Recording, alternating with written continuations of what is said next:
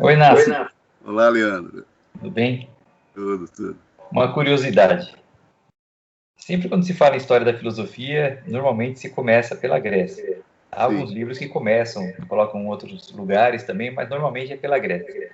A curiosidade é, nos outros lugares não tinha filosofia, ou acontecia que nos outros lugares tinha coisa escrita, mas se perdeu com o tempo, ou não tinha coisa escrita, ou tinha, mas era de outra natureza. O que justifica se começar pela Grécia? Não, é ótima pergunta, Leandro. Bom, deixa eu te colocar algumas coisas que são importantes. Veja só, a filosofia é uma invenção grega. Até a própria palavra já revela isso. Né? Quer dizer, a palavra filosofia é uma palavra grega, né? Que é philos, que é amigo, né? Alguém que tem simpatia por algo, e sofia, que é sabedoria. Né? Então, uma espécie de amizade pela sabedoria e tal. Aí esse termo foi cunhado historicamente, né? Há um relato da cunhagem desse termo, se não me engano, feito pelo Heródoto, né? Que é o primeiro historiador, o primeiro grande historiador da Grécia, que revela que essa palavra teria sido moldada pelo Pitágoras.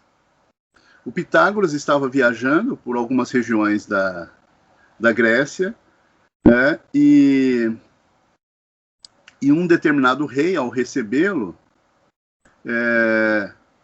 enalteceu a sabedoria dele, né? Assim, diz, olha, né, você é um homem aqui reconhecidamente como um sábio. O Pitágoras, querendo ser modesto, né, porque era um procedimento de deferência, né, ele diz o seguinte, olha, que ele não era um sábio, que sábio apenas são os deuses. Quer dizer, quem sabe tudo, quem conhece as coisas, são os deuses. Os homens não podem ser sábios.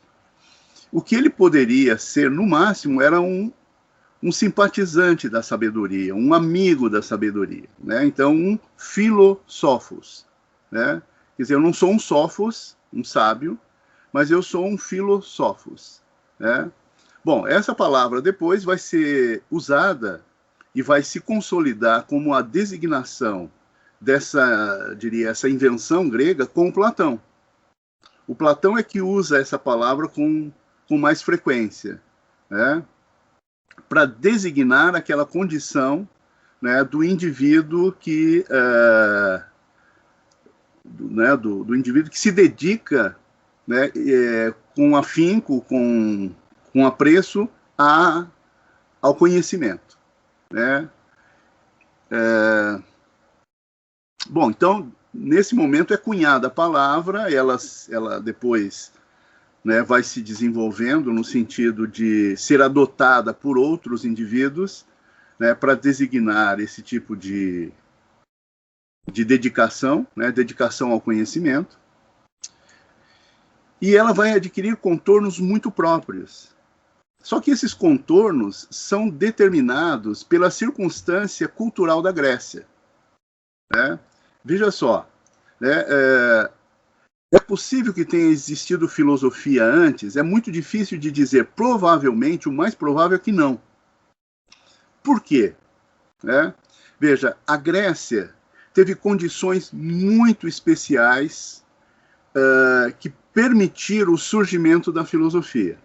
Né? A gente pode enumerar várias características que preponderaram na cultura grega e que deram ensejo à possibilidade da criação daquilo que nós hoje e os gregos chamavam de filosofia. Que condições eram essas? Né? Veja só, diferentemente de muitos povos contemporâneos dos gregos ou anteriores aos gregos, uma coisa que é muito forte, e a gente pode perceber isso quando estudamos a cultura egípcia, a cultura mesopotâmica, né? Que a religião nessas culturas é uma religião bastante intimidadora. A religião, né, era usada como uma ferramenta, um instrumento de domínio, mas um domínio a partir do medo. Né? Então, se você olhar as figuras que aparecem dos deuses mesopotâmicos, eles são verdadeiros monstros. Né? Assim, são deuses muito poderosos, forças muito poderosas da natureza, que determinam, né, a ação humana, a condição humana. Então, o homem se torna uma espécie de joguete desses seres poderosos. Em contrapartida, né, está muito claro nessas culturas a necessidade de subserviência, a necessidade de ficar enaltecendo, de prestar reverência a esses seres. Né? Veja, isso acontece na cultura mesopotâmica, isso acontece na cultura egípcia. Né? Os deuses também, se você olhar as figuras dos deuses egípcios, né, eles têm cara de animais, alguns são bastante poderosos, né, e são bastante intimidadores. Né? Se você olhar o próprio Deus hebraico, né, do Antigo Testamento, também é um Deus poderoso, um Deus que quer ser reverenciado, né, que quer ser incensado, que se você que quer presente dos homens, né? O Caim e o Abel vão fazer oferendas a ele, né? Você veja, então você tem uma figura divina em várias culturas anteriores e contemporâneas aos gregos, que são divinos intimidadores, que colocam medo nos seres humanos. Por circunstâncias as mais diversas, a religião entre os gregos é totalmente diferente. A religião mítica, embora, né, exista relatos de seres monstruosos e tal, mas na época preponderante da religião grega, os deuses são figuras humanas. Né? Eles são seres com a característica da imortalidade e da beleza. Veja, não só são figuras humanas, mas são figuras humanas bonitas. Se você pensar só nas palavras, né, as deusas, né, os deuses, né, são poderosos, obviamente, mas não intimidam. Né? Não intimidam porque são muito parecidos conosco. A única diferença entre um deus e um ser humano para a religião grega é o fato de que os deuses são imortais. É só isso. Eles são imortais. E, é claro, têm poderes especiais. Mas aí, tirando isso, eles são iguais, idênticos a nós. Então, não são seres intimidadores. Né? Então, essa é uma primeira característica que dava aos gregos uma certa atitude diante da vida, diante do mundo, de reverência, de respeito aos deuses, mas não é de temor. Né? Se você olhar os grandes textos da cultura grega, né, os dois principais, que é a Ilíada e a Odisseia do Homero, os deuses estão ali participando da guerra. Né? Eles tomam parte na guerra, eles são feridos na guerra, eles se machucam, eles sofrem também, né? Não morrem, mas se machucam. Né? Então, eles estão muito próximos do humano. O divino está próximo do humano, não está distante, nem é intimidador. Né? Veja, isso coloca, então, o homem grego numa disposição bastante aberta diante do mundo. Ele não tem medos. E ele pode enfrentar qualquer adversidade, sejam elas quais forem. Né? Isso é uma característica fundamental que talvez esteja na base da possibilidade do surgimento da filosofia, além de outros tipos de conhecimento. O fato de a religião não ser uma religião intimidadora. Mas tem outras características. Por exemplo, se você olhar a geografia da região da Península Balcânica e da Ásia Menor, onde os gregos viviam ali no Mediterrâneo, você vai perceber o seguinte: são regiões, é uma geografia inóspita, né? Você tem vales, mas tem muitas montanhas, né? O que propiciou, e os vales geralmente são muito férteis, né? Então, você propiciou o surgimento de diversas cidades, né? isoladas umas das outras. Elas tinham um limite de crescimento ditado pela própria geografia do lugar onde elas surgiam. Né? Então, não eram cidades que poderiam crescer imensamente como são as nossas cidades contemporâneas. Né? Elas tinham um limite dado pela própria geografia do local. Né? Isso fez com que ocorresse o seguinte, olha só que coisa interessante. Proliferaram muitas cidades. Então você tem várias cidades em vários locais, em pequenos vales, né? E essas cidades, elas eram ciosas de autonomia. Ou seja, elas não queriam e não precisavam depender de outras cidades. Elas eram autossuficientes, no sentido de criar toda a sua estrutura administrativa pensando na praticidade, pensando na utilidade, pensando no bem-estar daquela população. Isso fez com que as cidades gregas se transformassem em cidades-estados. Ou seja, não era só uma cidade, era ao mesmo tempo uma cidade que é um país, né, se nós pensarmos na nossa condição atual. Né?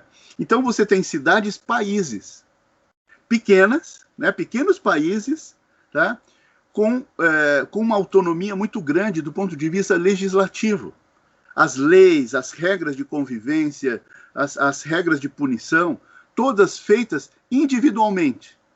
Isso também deu asas a uma certa proliferação de modelos administrativos. Se você olhar toda a terminologia de política, né, da ciência política, você vai ver que 99% de todas as palavras são gregas. Né? E por quê? Porque os gregos não tinham medo de experimentar formas de governo, quaisquer que elas fossem. Então você tem tirania, a democracia, a aristocracia, a plutocracia, né? Você tem, sabe, um leque imenso de experimentos, né, que as cidades promoviam, né, para ver o que era razoável, o que era adequado, né, naquela conjuntura. Então, veja, você tem aí esse outro aspecto de autonomia e sentimento de autonomia dos próprios cidadãos. Né? Ou seja, você mora num lugar pequeno, onde todas as pessoas praticamente se conhecem, né? E elas são reconhecidas exatamente pelas suas qualidades individuais. Né?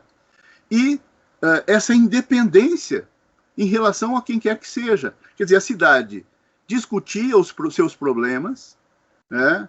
A nobreza ou as classes mais abastadas discutiam os seus problemas sociais, suas questões, estabeleciam as regras, e isso dava um certo sentimento no indivíduo de independência.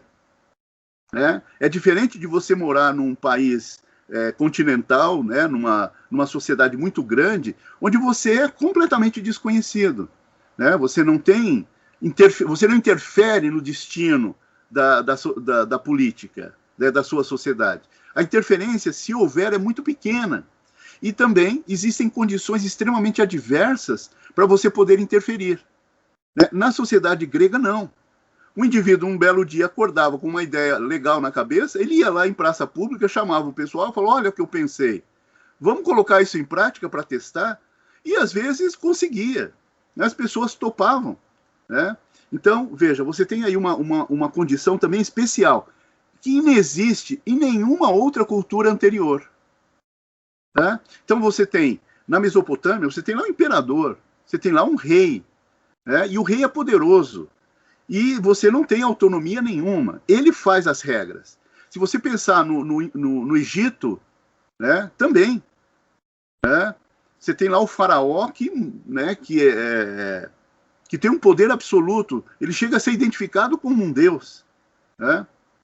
Na Grécia, não.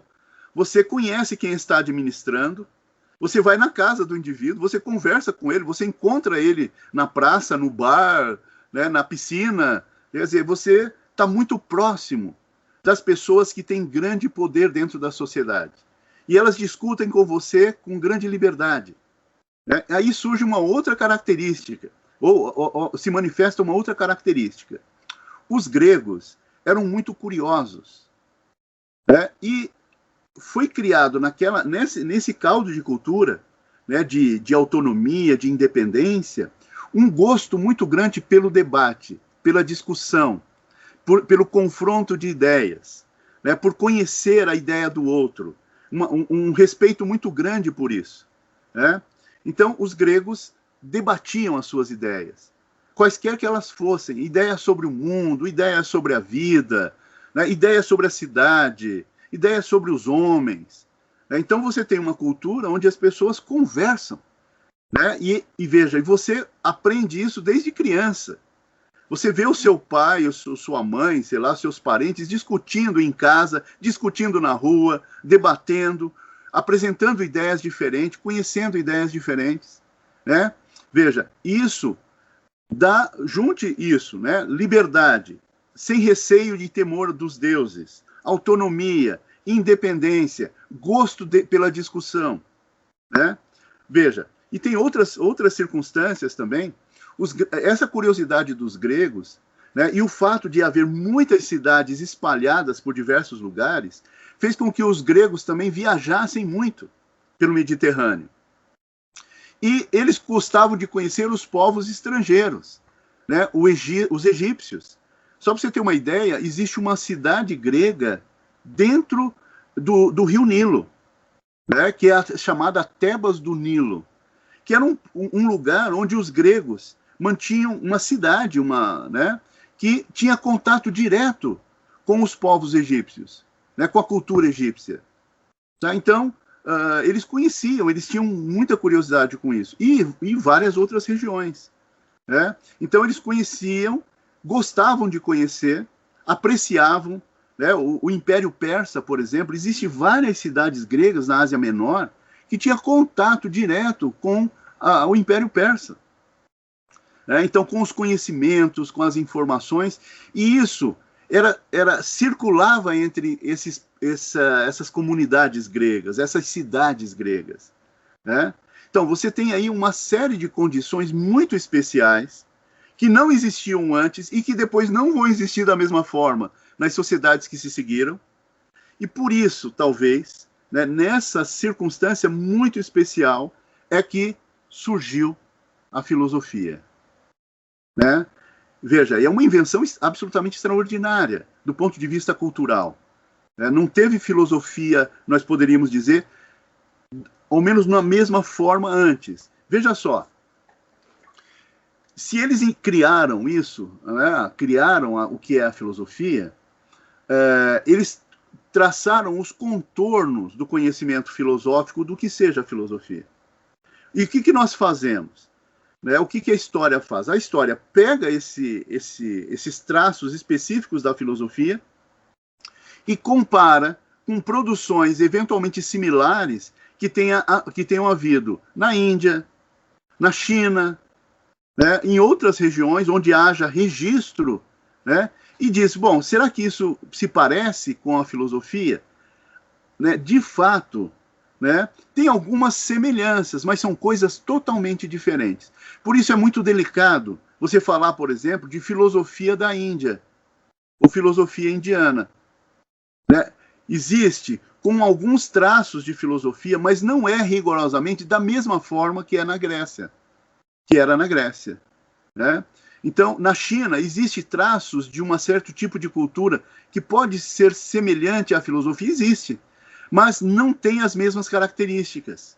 Né? Tem algumas determinantes culturais e circunstanciais que separam relativamente, de forma significativa, da ideia de filosofia, que é a ideia grega. Né? Então, a filosofia é uma invenção grega, tem traços e características totalmente gregas, né, gregos, e não tem similar em outras culturas. Tem algumas semelhanças, né, com algo que é produzido na Índia, que foi produzido na Índia, que foi produzido na China, né? E isso torna, né, naturalmente, a filosofia uma criação, né, única dentro da cultura grega. E nós somos caudatários, né? Nós somos herdeiros dessa invenção. Né? Ela passa por diversos diversas etapas históricas até chegar a nós. Mas ela mantém uma certa estrutura de identidade, né, que vai passando de cultura para cultura. Passou depois para a cultura romana. Os romanos não foram muito criativos em filosofia, né, se limitaram muito a assimilar a cultura grega.